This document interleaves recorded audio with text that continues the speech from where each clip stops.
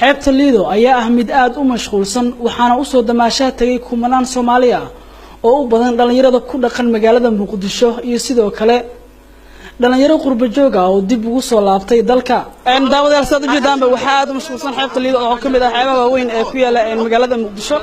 toddobaadkiiba ay mar caankaan oo kala soo damaashaa tagaan ee bulshada Soomaaliyeed ku dhaqan magaalada Muqdisho iyo deegaanada ku hareeraysan maanta maalmaha kale way ka duwan tahay waa maalin Jimcaha qaybaha kala duwan ee bulshada Soomaaliyeed waxay soo damaashaa tagayaan xeebta Lido bulshada oo isugu jiro waalidiin caruur iyo dhalinyaro oo iyaga si raaxan u soo booqanaya xeebta Lido ee magaalada Muqdisho xeebta oo ah mid aad u mashquulsan ayaa intii ku sugnaa waxa ay muuqanayay gaadiid ay saarnaayeen saraakiisha ciidanka booliska ee dawladda Soomaaliya kuwa oo ka qayb qaadanaya dhanka amniga dhalinyarada ayaa si wada jir ah u damaashaadaya qaar waa ay dabaalanayaan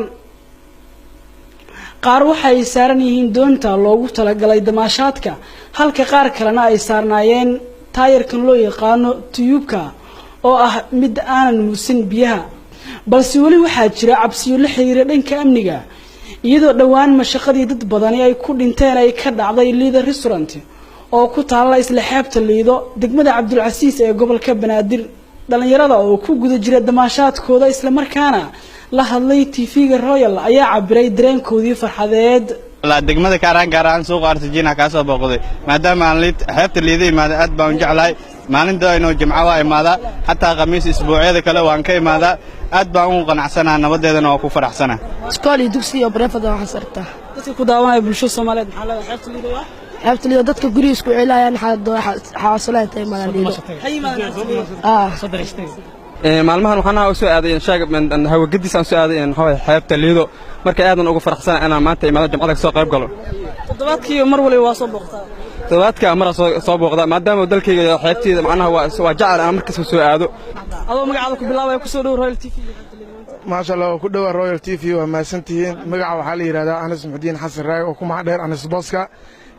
مدة كلا عن شيء وحيتها مانتو وما نجمعه ودماشاد وعيده كل مسلمين ودون حالي هاي عيد ونكسن أيوة عبد الرحمن محمود حسن كما عندنا نعنع وحن دجنا دجمة كارن أدا يوم فرحسنا إن نسوي وقت إذا عدد تي في رويال وجد مانتو كلا جمعة وما الوضع الحيس الوضع باشاله الحمد لله